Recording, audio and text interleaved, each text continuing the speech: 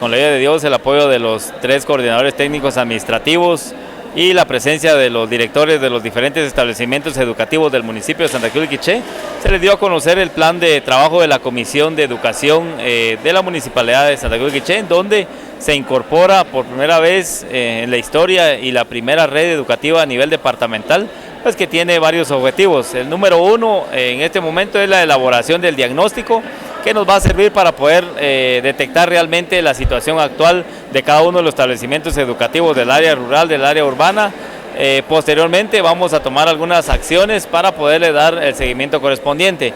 Resaltar también el agradecimiento a las instituciones como lo son Verde y Azul, Conalfa, SOS, Municipalidad de Santa Cruz de Quiché y otras que se han estado incorporando para conformar la red educativa del municipio de Santa Cruz de Quiché.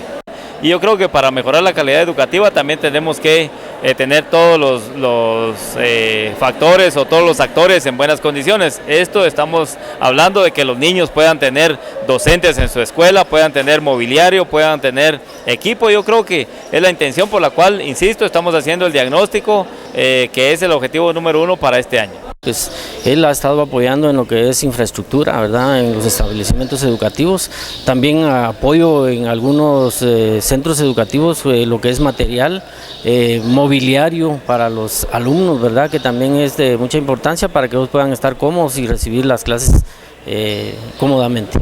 ¿Cómo ven ustedes que sea el mismo alcalde municipal el que presida la Comisión de Educación Municipal para fortalecer este proceso?